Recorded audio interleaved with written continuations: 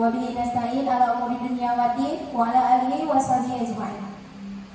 Puji syukur marilah sama-sama kita panjatkan kepada Allah Subhanahu wa taala yang mana pada hari ini masih diberikan kesehatan sehingga semuanya kita masih bisa berkumpul di sekolah kita tercinta.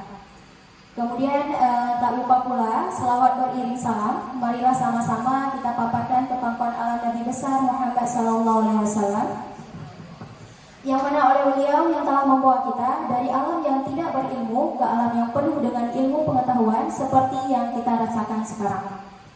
Kemudian tak lupa pula penghormatan saya kepada Bapak Kepala Sekolah SDN Perlak Baru beserta staf dan karyawannya, dan tak lupa pula penghormatan yang paling istimewa kepada guru-guru semua yang telah berhadir pada hari ini.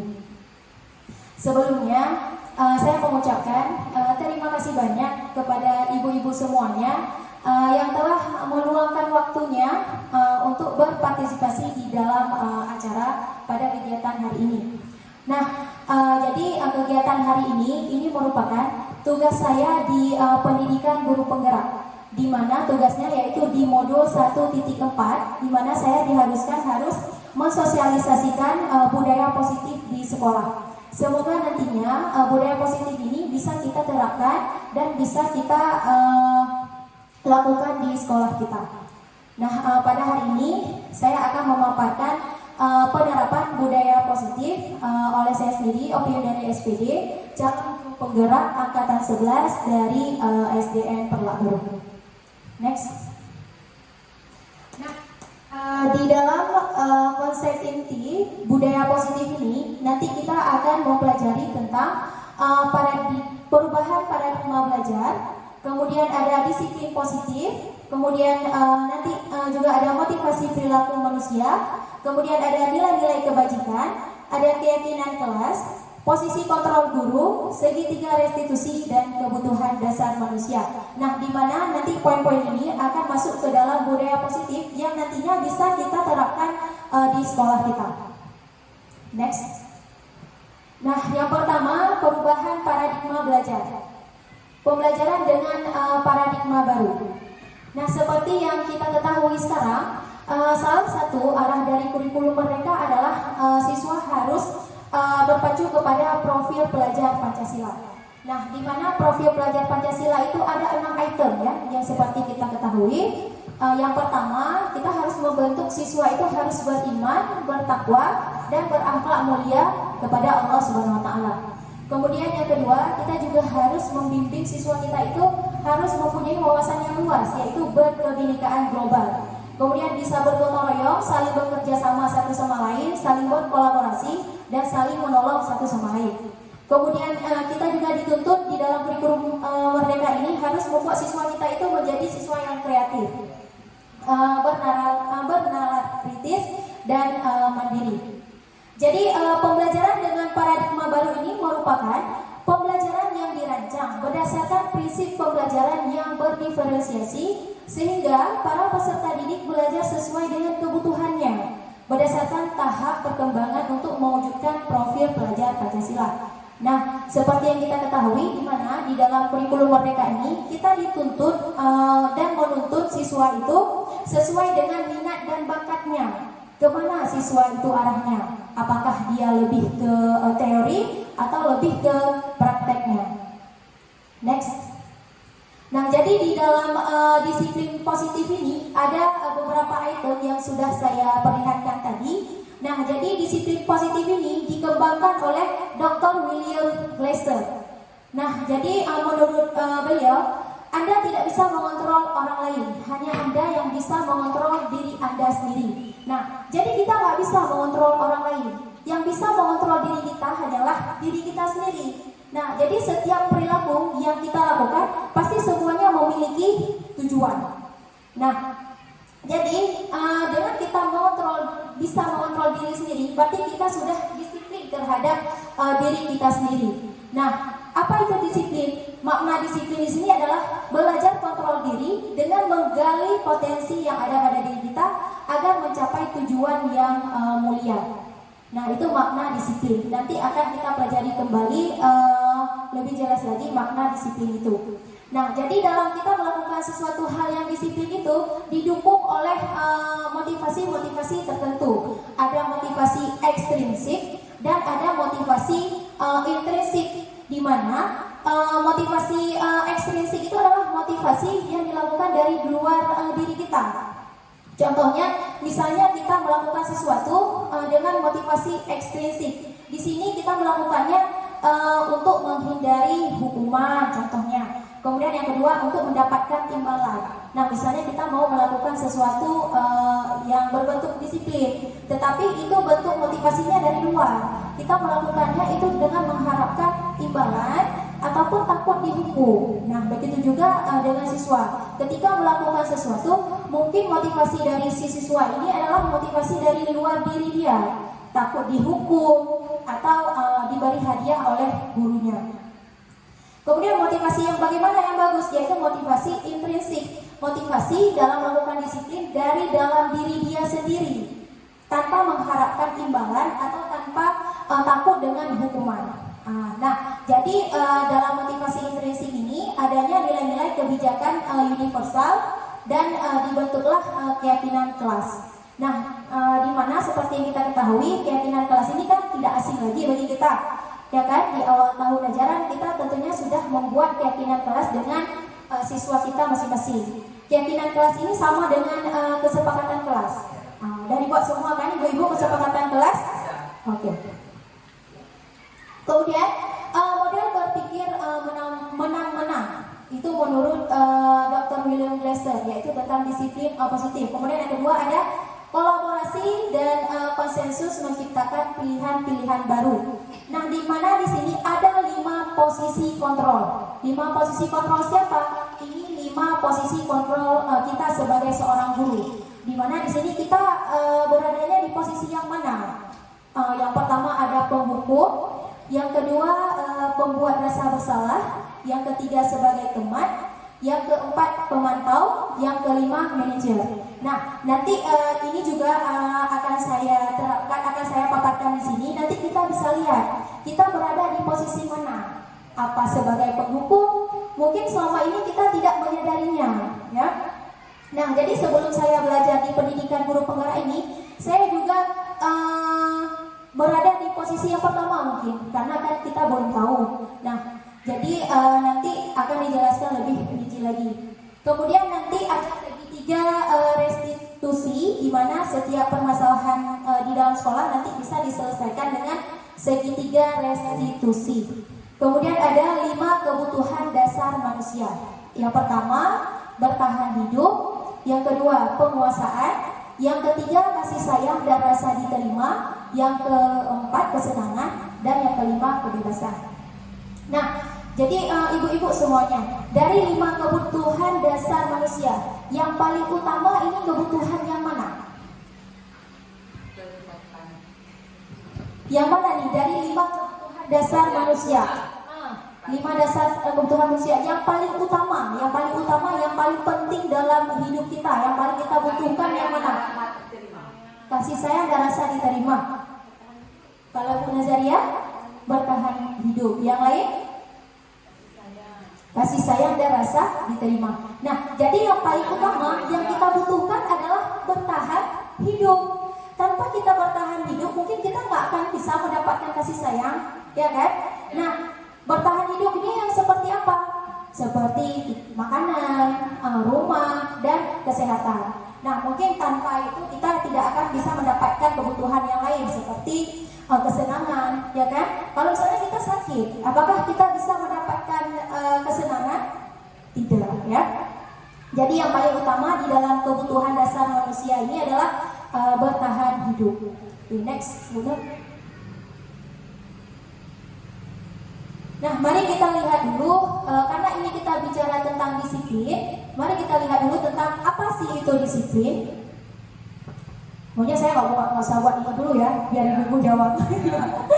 Nah, jadi langsung saja, disiplin itu di dalam budaya kita, makna disiplin itu sering dimaknai menjadi sesuatu yang dilakukan seseorang pada orang lain untuk mendapatkan kepatuhan. kita cenderung menghubungkan kata disiplin dengan ketidaknyamanan. Nah, selama ini kita pasti berpikir disiplin itu pasti peraturan. Contohnya kalau udah datang cepat berarti itu udah disiplin. Nah, jadi selama ini mungkin kita pemahaman kita disiplin mesti hanya kalau misalnya ke sekolah datang tepat waktu berarti dia sudah disiplin. Nah, sebenarnya disiplin itu banyak maknanya. Lanjut. Nah, kemudian disiplin positif. Salah satu dari budaya positif yang tadi adalah ada menerapkan disiplin positif terhadap diri kita sendiri sebagai seorang guru dan menerapkannya di siswa kita. Nah, disiplin positif merupakan salah satu cara penerapan disiplin yang bertujuan untuk menumbuhkan kesadaran serta memberdayakan peserta didik untuk melakukan sesuatu tanpa sogokan, ancaman maupun hukuman. Nah, itu dikatakan disiplin positif. Jadi, siswa ini melakukan sesuatu itu dari kesadaran diri dia sendiri, ya, tanpa mengharapkan sesuatu, misalnya tanpa sogokan, ancaman maupun hukuman. Contohnya misalnya disiplin positif ini bisa kita lihat di sekolah kita pada saat kita memberikan PR kepada siswa kita. Nah, bagaimana dia? Apakah dia mengerjakan PR-nya atau tidak? Nah, jadi ketika dia mengerjakan PR dia, itu dari mana motivasinya? Apakah takut dengan gurunya atau untuk pengetahuan dia? Nah, biasanya banyak kita lihat ya, si siswa ini mau mengerjakan PR atau membuat PR takut dihukum oleh gurunya, ya, tanpa dia sadari. Nah, kemudian tujuan dari disiplin positif ini adalah tujuannya adalah disiplin positif ini mengacu kepada nilai-nilai kebajikan universal dan memiliki motivasi intrinsik dalam perubahan perilaku ke arah yang lebih baik, bukan dari motivasi ekstrinsik. Nah, seperti yang saya jelaskan tadi, motivasi intrinsik itu adalah motivasi dari dalam diri dia sendiri. Misalnya guru menyuruh siswa untuk membuat PR di rumah. Jadi dia membuat PR-nya itu atas kesadaran dia sendiri, bukan motivasi ekstrinsik, bukan takut dihukum oleh guru atau misalnya ini buat PR hari ini nanti dikasih hadiah oleh guru. Berarti itu kan mengharapkan sogokan atau mengharapkan sesuatu. Nah, itulah tujuan dari disiplin positif ini. Kita akan membentuk peserta didik ini dalam melakukan sesuatu hal yang baik itu tanpa mengharapkan sogokan, ancaman maupun hukuman.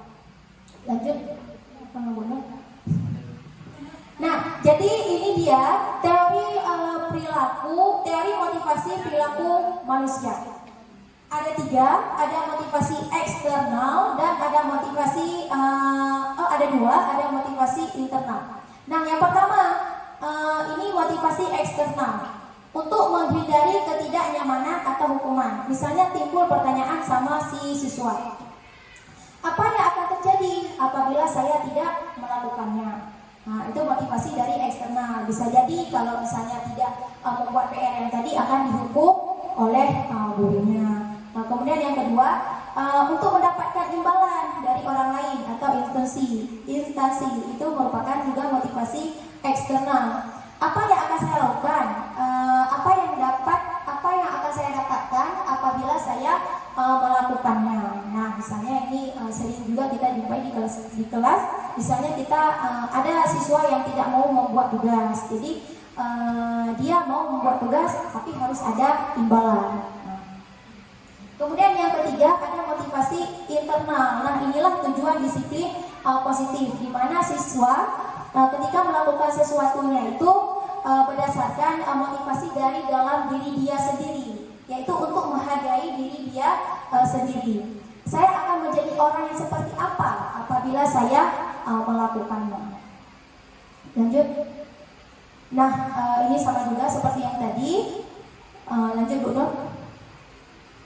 Tadi saya ada menyebutkan nilai-nilai kebajikan. Jadi apa itu nilai-nilai kebajikan? Nah, nilai kebajikan yang universal itu nilai kebajikan yang berlandaskan kepada profil pelajar Pancasila. Seperti yang kita ketahui, ada 6 karakter di dalam profil pelajar Pancasila. Ada beriman dan bertakwa, mandiri, berkebinekaan global, bergotong royong, kreatif, dan bernalar kritis. Nah, jadi nilai tersebut terkandung dalam nilai lain yang disepakati bersama. Nah, ada toleransi, rasa hormat, integritas, mandiri, menghargai, antusias, empati, keingintahuan, kreativitas, kerjasama, percaya diri, dan komitmen. Dimana di nilai-nilai ini harus ada pada siswa untuk menumbuhkan motivasi intrinsik yang ada di dalam dirinya.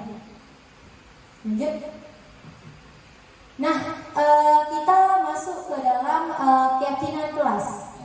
Nah, apa itu keyakinan kelas? Mengapa bukan peraturan saja? Nah, seperti yang kita ketahui, keyakinan kelas ini tidak asing lagi bagi kita.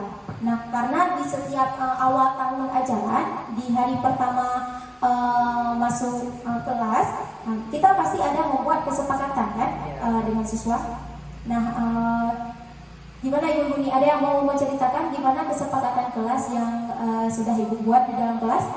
Ada? Ada. Bu Nuraini, silakan. Assalamualaikum warahmatullahi wabarakatuh. Ya, saya sudah buat kesepakatan kelas di awal tahun ajaran.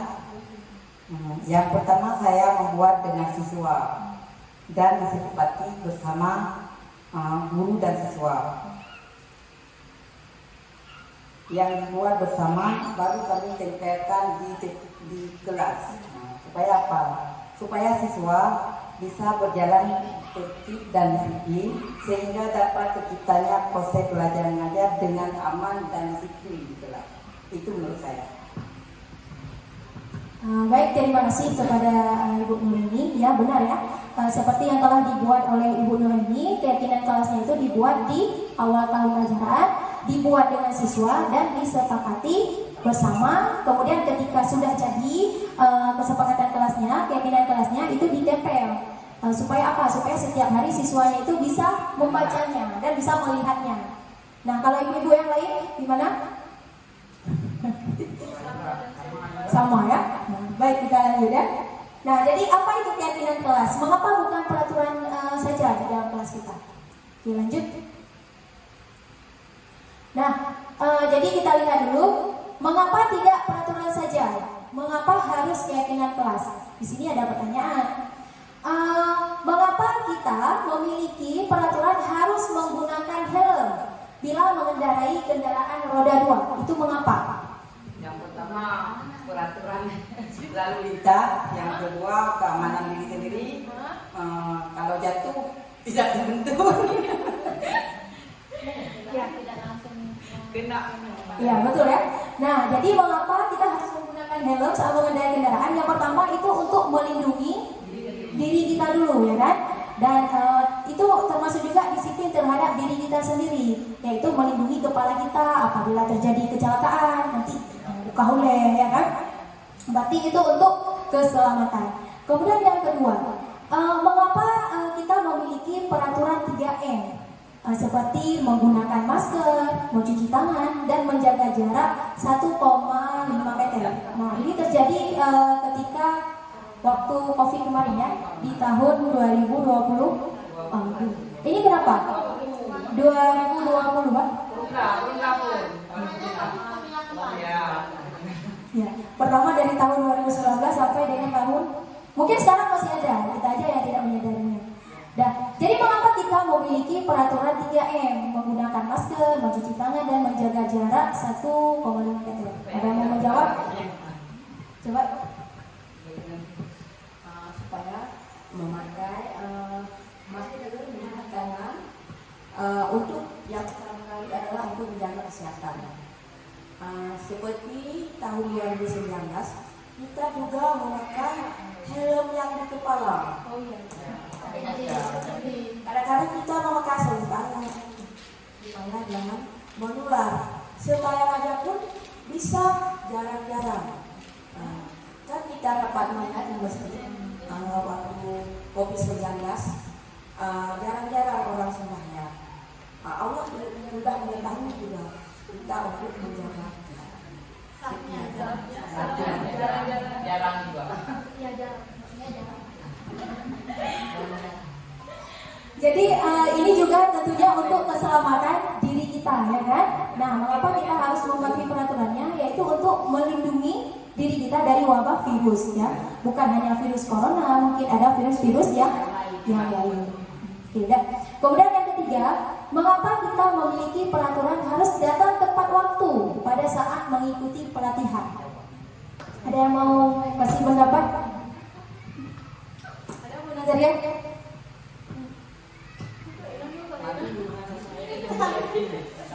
Ya, yang pertama untuk menjaga kedisiplinan, kemudian agar di saat kita melakukan pelatihan tidak ketinggalan tentang materi ataupun bahan yang dipaparkan. Itu saja.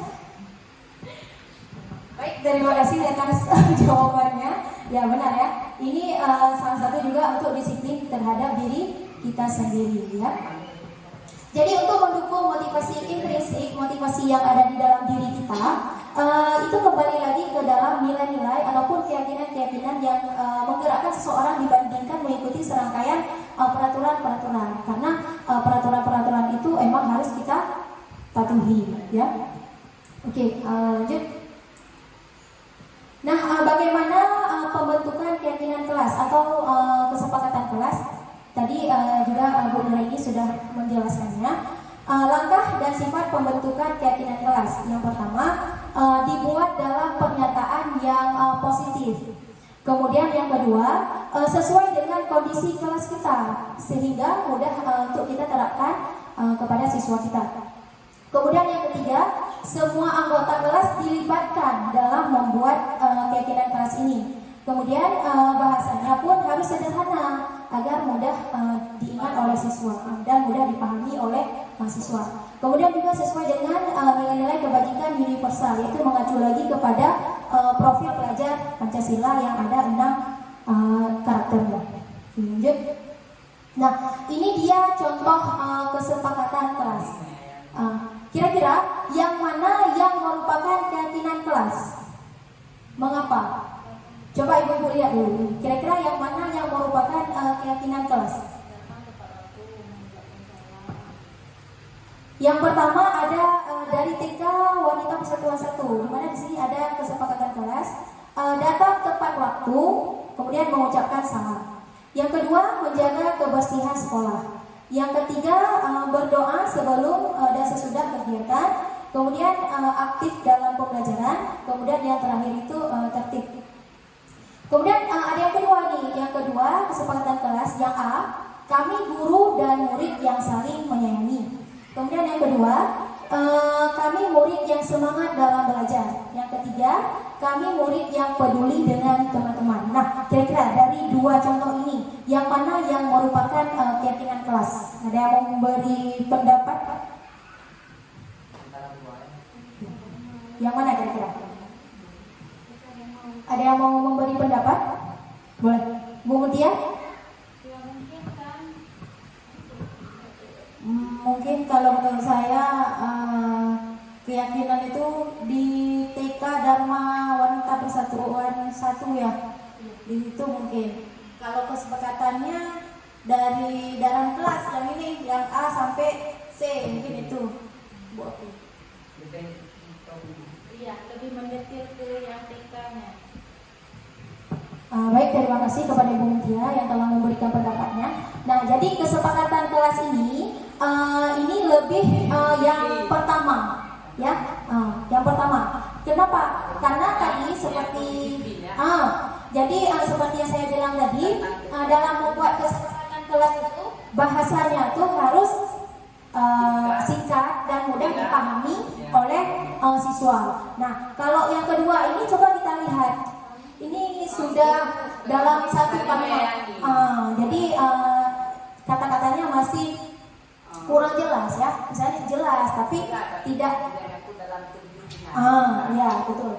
Nah, jadi kalau ini datang tepat waktu mengucapkan salam. Nah, itu juga sudah merupakan dalam disiplin ya. Kemudian kami murid yang semangat dalam belajar. Nah, ini bisa juga tanpa nggak harus kita jelaskan seperti seperti ini ya. Bisa kita buat di sini kesepakatan kelas. Misalnya kita mau kami murid yang semangat dalam belajar, kita buat aja aktif dalam belajar. Nah, jadi tidak perlu panjang-panjang. Kemudian yang ketiga, kami murid yang peduli dengan teman-teman. Nah, tidak perlu panjang kalimatnya. Kita bisa juga peduli dengan teman atau peduli sesama. Nah, jadi dalam membuat kesepakatan kelas, kita menggunakan kata-kata yang mudah diingat oleh siswa. Nah, jadi seperti menjaga kebersihan sekolah ataupun tertib. Yang selama ini ibu-ibu buat gimana di dalam kelas? Singkat, jelas, dan padat. Nah, jadi satu lagi dalam membuat kesepakatan kelas itu tidak boleh ada kata jangan.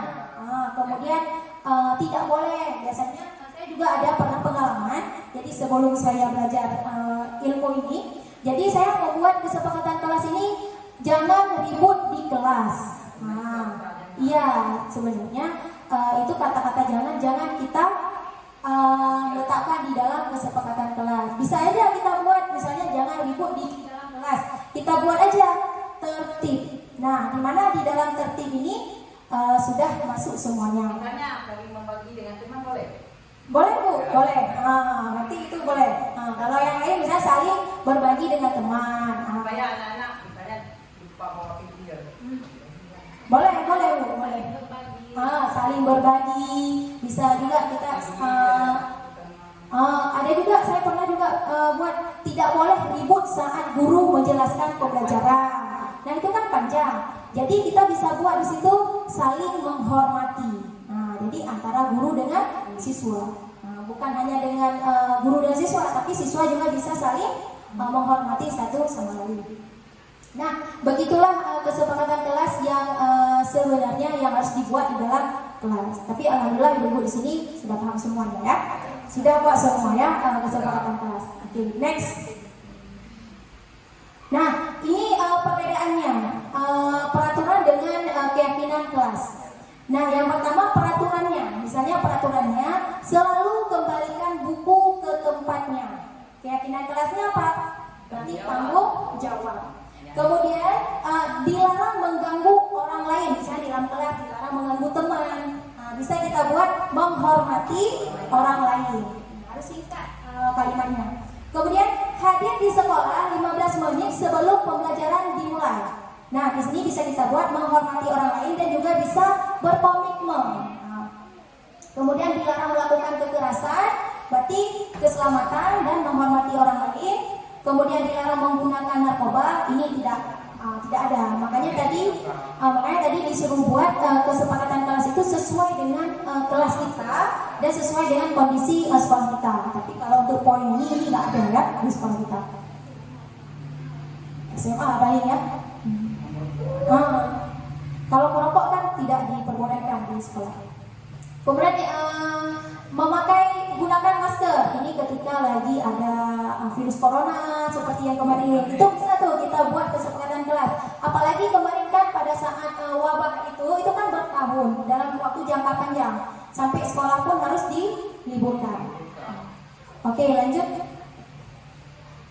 Nah, sekarang mari kita lihat posisi kontrol guru. Nah, gimana tadi ibu-ibu keyakinan kelas? Apakah sudah bisa kira-kira diterapkan di dalam kelas? Insyaallah, alhamdulillah. Nah, jadi sekarang mari kita lihat posisi kontrol guru. Posisi kita sebagai guru ini ada di mana kita sebenarnya? Coba lihat aja dari gambarnya. Yang pertama penghukum. Gimana gambarnya? Iya. Teman, ya. Kalau penghukum bisa kita lihat di sini. Ya, murid gimana, guru gimana? Apakah murid bersemangat? Tidak, ya. Kemudian yang kedua, pembuat rasa bersalah. Kita selalu menyalahkan siswa. Lihat aja ekspresi siswanya, apakah bahagia ke sekolah? Tidak. Kemudian teman. Kalau teman, ya ada, tapi harus ada juga batasnya. Baik sampai kakak ngomongnya, kebanyakan kan murid seperti itu. Kebanyakan kita bercanda dengan mereka, tapi malah ngelunjang, ya. Kemudian ada pemantau. cuma mendem gitu enggak Pak. Nah, jadi seperti itu. Kemudian yang terakhir sebagai manajer. Manajer yaitu yang mencari solusi ataupun yang memanage saling sharing satu sama lain. Nah, di sini tidak ada menghukum, tidak ada membuat rasa bersalah, juga sebagai teman dan juga sebagai pemantau sudah masuk semua di dalam posisinya manajer. Jadi sebelum kita lanjut, kira-kira posisi ibu-ibu sekarang pernah nggak di posisi ini? Ada ya, bukan hanya ibu-ibu, saya pun pernah, iya kan?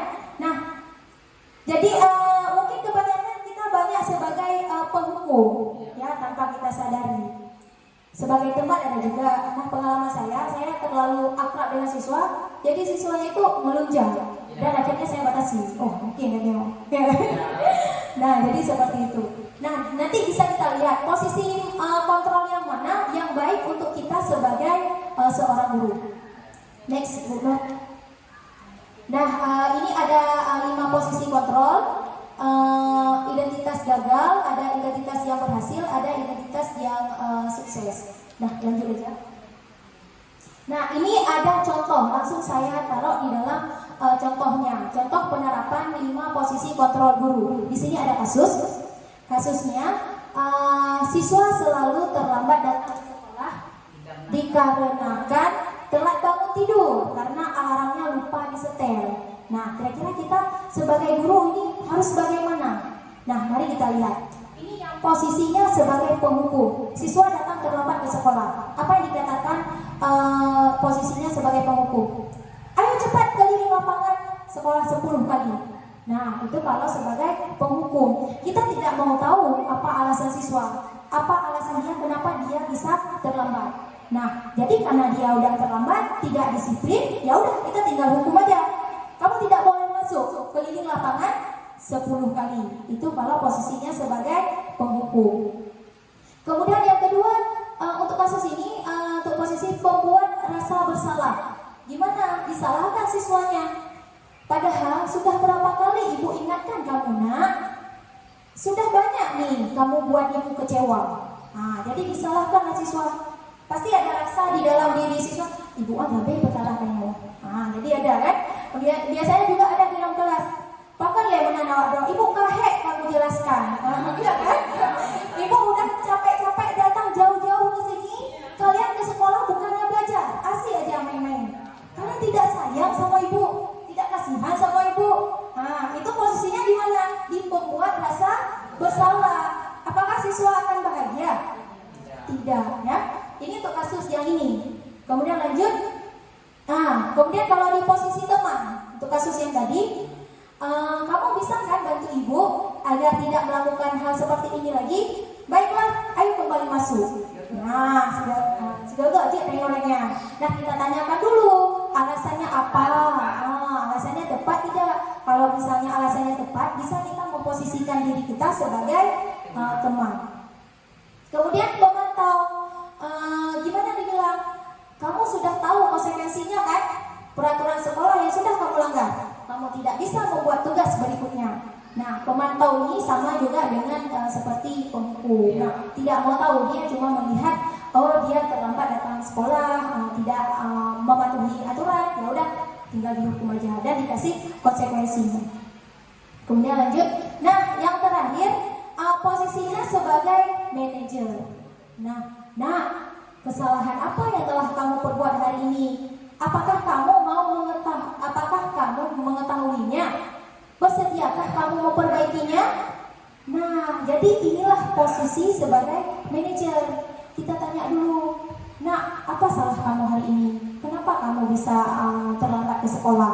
Nah, itu posisinya sebagai manajer. Kita tanya lagi sama dia, bersediakah kamu memperbaiki kesalahan kamu? Nah, jadi kira-kira dari kelima posisi yang tadi, posisi mana yang baik yang bisa kita terapkan di sekolah kita? Posisi yang mana? Manajer. Ya, benar sekali ya. Dimana di sini kita tidak siswa itu tidak tanya dulu alasannya, kita tidak langsung menghukum si siswanya ya. kita mencari solusinya, tapi bukan kita yang mencari solusinya, kita hanya mengarahkan karena manajer. Jadi si siswa ini yang mencari solusinya tersendiri untuk memperbaiki kesalahan yang telah dia lakukan. Besok lebih gelap lagi. Besok diusahakan. Nah, kira-kira nanti apa solusi yang akan diberikan oleh si siswanya itu dari kita. Nah, baik, next nanti Bu Nur. Nah, di sini ada pernyataan-pernyataan yang berbeda dari tadi. Misalnya, saya kecewa sekali dengan kamu. Nah, itu biasanya sering kita ucapkan. Itu berarti membuat orang merasa bersama. Kemudian yang ketiga, kamu tidak pernah benar melakukannya. Nah, biasanya yang menjadi penghukum kan gurunya selalu marah-marah, bukan seperti saya. Kemudian, ayolah lakukan demi bapak dan ibu. Nah, itu sebagai teman. Kemudian, apakah kamu mau mendapatkan stiker bintang hari ini? Nah, itu sebagai pemantau. Kemudian, bagaimana kamu bisa menyelesaikan masalah ini? Nah, itu sebagai manajer kita tanyakan solusi kepada si siswa terhadap kesalahan yang telah dia lakukan. Kemudian sebagai penghukum, kamu selalu yang paling terakhir. Next. Nah, ini perbedaan antara hukuman, konsekuensi, dan restitusi. Nah, jadi dari permasalahan misalnya tadi siswa kan ada kasusnya terlambat datang ke sekolah. Jadi itu bisa kita selesaikan dengan restitusi namanya. Nah, jadi apa perbedaannya hukuman, konsekuensi, dan restitusi? Nah, biasanya kan kita langsung menghukum si siswa tersebut kalau misalnya tidak mematuhi aturan. Nah, kalau misalnya untuk kasus ini, siswa sering tidak mengerjakan PR. Nah, kalau diberikan hukuman, guru menghukum siswa tersebut hormat bendera selama 10 menit. Nah, itu sebagai penghukum. Tapi di tempat kita sekarang nggak ada lagi ya seperti itu. Nah, kita cubit aja siswa sekarang tidak diperbolehkan lagi. Iya, zaman-zaman kita dulu ada ya. Ya. Nah, kemudian guru marah dan siswa menjadi takut. Akhirnya apa? Akhirnya siswa tidak semangat lagi untuk belajar. Kemudian yang kedua, konsekuensi. Konsekuensi, guru memberikan konsekuensi untuk mengerjakan PR-nya saat jam istirahat atau dikerjakan sebanyak 3 kali lipat. Nah, itu berbeda ya dengan hukuman. Kemudian guru tegas dan siswa menghormati peraturan. Kemudian restitusi itu apa? Guru menanyakan keyakinan kelas dirinya dan membantu siswa menyelesaikan masalahnya. Kemudian guru terbuka dan siswa menghormati dirinya dan orang lain. Jadi untuk setiap kasus yang ada di sekolah kita, untuk setiap permasalahan yang ada di sekolah kita, sekarang kita bisa menggunakannya dengan restitusi. Nanti ada contohnya, biar semoga nantinya bisa kita terapkan di sekolah kita. Nah, apa itu segitiga restitusi? Nah, segitiga restitusi itu adalah proses menciptakan kondisi bagi murid untuk memperbaiki kesalahan mereka, sehingga mereka bisa kembali ke kelompok mereka dengan karakter yang lebih kuat. Nah, posisinya di mana? Ini posisi kita dalam segitiga restitusi ini, posisi guru kita ini sebagai manajer. Nah, di mana tadi kan kita ada menanyakan, apakah kamu tahu kesalahan yang sudah kamu lakukan hari ini? Nah, bersediakah kamu memperbaikinya? Nah, itu udah masuk ke dalam segitiga restitusi. Nah, di dalam segitiga restitusi ini ada 3 tahapan yang bisa dilakukan oleh guru. Yang pertama, menstabilkan identitas. Yang kedua, validasi tindakan yang salah. Dan yang ketiga, menanyakan keyakinan. Keyakinan yang mana? Keyakinan yang sudah pernah dibuat di awal tahun ajaran yang disepakati bersama. Lanjut. Nah, ciri-ciri dari segitiga restitusi ini apa? Yang pertama, bukan untuk menebus kesalahan, tetapi belajar dari kesalahan. Kemudian memperbaiki hubungan, tawaran, bukan paksaan. Kita pernah tanya, bersediakah kamu memperbaiki kesalahan kamu, nak? Nah, kemudian menuntut untuk melihat ke dalam diri, kemudian mencari kebutuhan dasar yang mendasari tindakan. Restitusi diri adalah cara yang paling baik Kemudian restitusi ini fokus pada karakter, bukan pada tindakan. Kalau kita lihat di hukuman kan lebih kepada fisik siswa, ya kan? Nah, kalau misalnya konsekuensi berarti kesalahan yang harus dia tebus, tapi tidak dengan fisik dia. Kalau hukuman kan lebih ke fisik, disuruh lari lapangan, dipukul lah oleh guru. Nah, kemudian restitusi ini fokus pada solusi, dan restitusi mengembalikan murid yang berbuat salah kepada kelompoknya. Jadi ketika dia membuat kesalahan, dia tidak takut untuk kembali ke dalam kelasnya dan tidak takut untuk menghadapi gurunya. Memang menjadi yang paling terhukum siswa, pasti siswanya besok kadang takut ke sekolah atau takut ketika berjumpa dengan guru. Baik, next. Lanjut. Oke, lanjut baca buku. Lanjut. Nah, ini ada contoh skenario penerapan segitiga restitusi. Ini ada kasus. Nanti coba bisa tidak ya kita terapkan di sekolah. Semoga bisa ya. Nah, ini ada kasus Mira yang tidak mengerjakan tugas Selasa siang. Pak Andi tidak bisa mengajar pelajaran bahasa Indonesia di kelas 8B karena harus mengikuti rapat penting di kabupaten. Kemudian Pak Andi pun memberikan tugas kepada siswa di kelas 8B agar kelasnya tidak kosong. Namun, Mira tidak mengerjakan tugas tersebut. Ia malah tiduran di meja dan akhirnya justru tidur sungguhan. Nah, akhirnya saat pengumpulan tugas, Mira tidak mengumpulkannya. Kemudian keesokan harinya saat mengoreksi tugas, Pak Andi menemukan satu anak yang tidak mengerjakan tugas, yaitu Mira. Padahal berdasarkan buku presensi hari itu Mira masuk sekolah. Nah, saat istirahat Pak Andi pun memanggil Mira untuk klarifikasi. Nah, jadi di dalam segitiga restitusi ini kita dalam menyelesaikan masalah itu bukan di tempat yang di dalam kelas, bukan di tempat keramaian, tetapi kita panggil siswa yang bermasalah. Kemana, misalnya ke kantor ataupun kemana yang tidak ada orang lain. Kemudian bagaimana Pak Andi menyelesaikan masalah ini? Jadi si Mira ini tidak membuat tugas, ya, karena dia ketiduran. Kenapa dia ketiduran? Nanti ada ditanyakan oleh Pak Andi. Nah, jadi Mira ini ceritanya udah masuk ke dalam kantor. Selamat pagi Pak Andi. Selamat pagi Mira. Ayo silakan duduk. Nah, ini posisi kita guru sebagai manajer ya. Nah, kamu tahu mengapa dipanggil Pak Andi ke sini? Mungkin berkaitan dengan tugas, Pak. Ya, benar. Tapi kamu kemarin masuk kan? Iya, Pak. Masuk. Tetapi saya tidak mengumpulkan tugas. Mira, semua orang pernah melakukan kesalahan, termasuk Pak Andi. Namun, setiap tindakan kita pasti ada alasannya. Kira-kira, mengapa kamu tidak mengumpulkan tugas? Nah, ini sudah masuk ke segitiga restitusi yang tadi, yaitu kita menstabilkan identitas. Kita tanya dulu yang paling atas. Kemudian yang kedua, kita tanya alasannya mengapa dia tidak mengumpulkan tugas. Next. Apa dijawab sama Mira? Saya capek dan mengantuk, Pak. Soalnya malamnya scroll TikTok sampai jam 12 malam. Akhirnya saat pelajaran jadi ngantuk. Nah, kamu masih ingat keyakinan kelas yang sudah kita buat? Nah, udah ditanyakan. Yang ketiga, menanyakan keyakinan kelas yang sudah dibuat.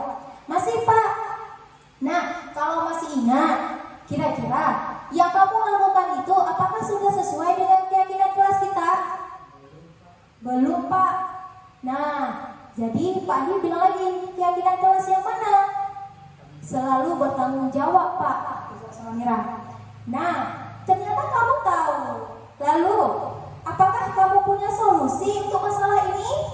Nah, jadi si guru ini tidak menghukum siswa, tetapi malah menanyakan solusinya. Ya, iya Pak. Pertama, saya minta maaf karena tidak mengumpulkan tugas. Yang kedua, saya tidak akan tidur terlalu malam lagi. Dan yang ketiga, saya akan mengerjakan tugas tugas dari Pak Andi dan saya akan kumpulkan besok. Nah, itulah solusi dari si Mira, bukan dari guru, tetapi guru hanya mengarahkan. Yang memberikan solusi adalah diri dia sendiri atas kesadaran diri dia sendiri. Kembali lagi ke motivasi intrinsik yang tadi. Nah, apa dijawab lagi sama Pak Andi? Baik, Pak Andi apresiasi untuk tanggung jawabmu dan kamu boleh kembali istirahat. Terima kasih Pak Andi. Permisi. Nah, itulah contoh penerapan kasus dengan segitiga restitusi. Nah, mungkin nanti ketika di sekolah kita ada siswa yang bermasalah, kita bisa menyelesaikannya dengan segitiga restitusi tanpa harus menghukum siswanya ini. Kita tanya dulu alasannya kenapa, kemudian kita tanya kembali keyakinan-keyakinan yang udah dibuat di dalam kelas. Nah, jadi kesimpulannya, disiplin positif dapat diterapkan apabila guru memiliki standar kepribadian profesional dan sosial yang baik, dan guru mampu melakukan refleksi diri yang baik dan dapat memposisikan diri pada posisi kontrol yang tepat. Nah, jadi sebagai yang telah dinyatakan oleh Ki Hajar Dewantara, hendaknya guru itu mampu menjadi among. Nah, karena kita sebagai penuntun, yaitu sebagai manajer yang menuntun murid-muridnya menjadi insan yang mandiri, merdeka dan bertanggung. Nah, jadi kita di sini posisi kita sebagai seorang guru adalah bukan menuntut, tetapi kita menuntun kemana siswa kita, kemana arah minat dan bakatnya. Jadi semoga apa yang telah saya sampaikan hari ini bisa bermanfaat ya. Semoga nanti ketika ada kasus-kasus di sekolah, kita tidak langsung memposisikan diri sebagai penghukum atau pembuat rasa bersalah. Nah, kita bisa memposisikan diri kita sebagai manajer. Kita tanya dulu apa alasannya, apa solusinya, dan apa keyakinan kelasnya. Nah, jadi ini saja pemaparan dari saya. Oh, bentar, saya akan perlihatkan kasus yang udah saya buat di sekolah.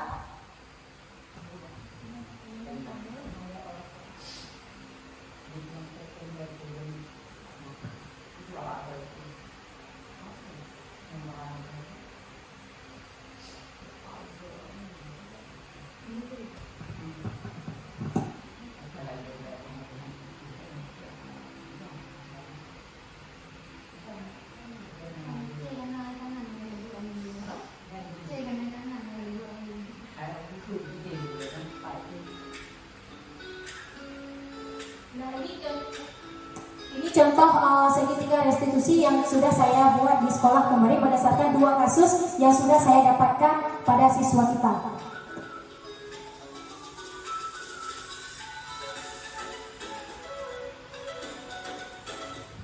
Ini kasusnya yaitu melanggar keyakinan kelas, yaitu membuang sampah sembarangan.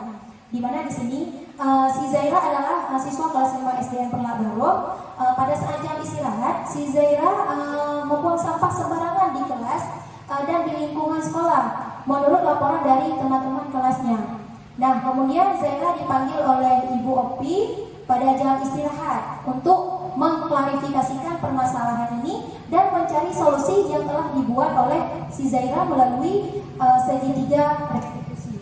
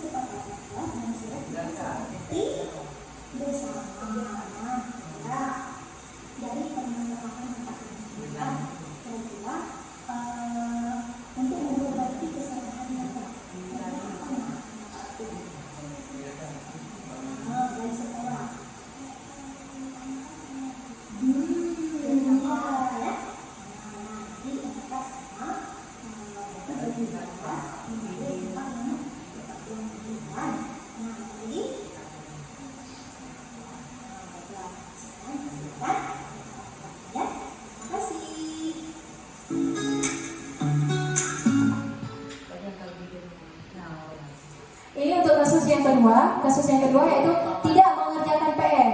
Ya. Aisyah adalah siswa kelas 5 saat pembelajaran dimulai. Ketika guru mata pelajaran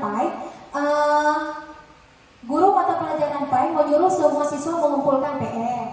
Nah, Aisyah terlihat terkejut. Ternyata dia tidak mengerjakan PR-nya. Lalu guru PAI melaporkannya kepada guru kelasnya, yaitu kepada saya. Kemudian Ibu Opi memanggil Aisyah untuk mengklarifikasikan dan mencari solusi terhadap permasalahan tersebut melalui segitiga restitusi.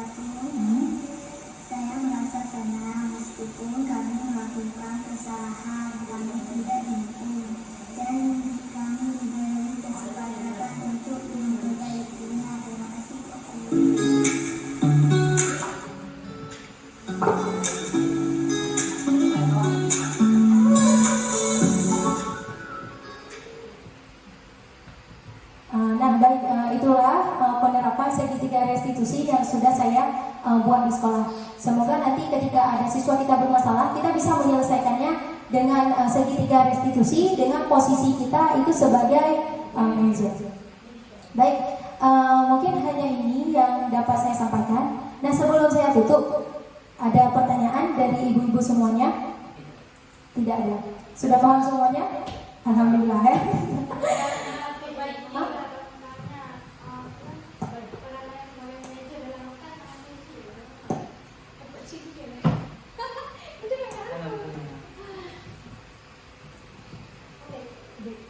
Kalau misalnya penerapan kita sebagai manajer dalam kelas tidak berjalan dengan semestinya, jadi bagaimana tanggapan kita?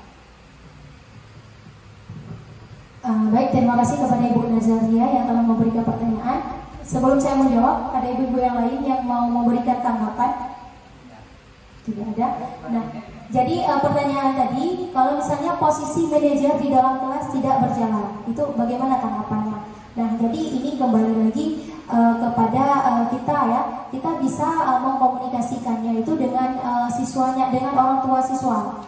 Nah, kita lihat dulu latar belakangnya apa permasalahannya.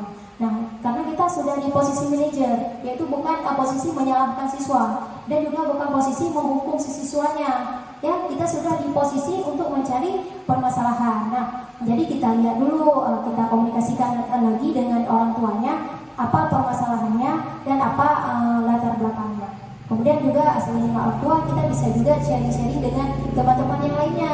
Kita menanyakan bagaimana solusi terhadap permasalahan dia misalnya. Dan juga bisa sharing dengan kepala sekolah yang ada di sekolah kita. Nah, gimana Ibu Nazaria? Dah. Yang lain? Iya. Semoga bisa diterapkan di sekolah kita ya. Baik, cukup sekian pemaparan dari saya. Saya mengucapkan terima kasih yang sebesar-besarnya atas partisipasinya hari ini. Semoga apa yang saya sampaikan hari ini bisa bermanfaat untuk ibu-ibu semua dan bisa bermanfaat untuk sekolah kita. Baik, sekian dan terima kasih. Wabillahi taufiq wal hidayah. Wassalamualaikum warahmatullahi wabarakatuh.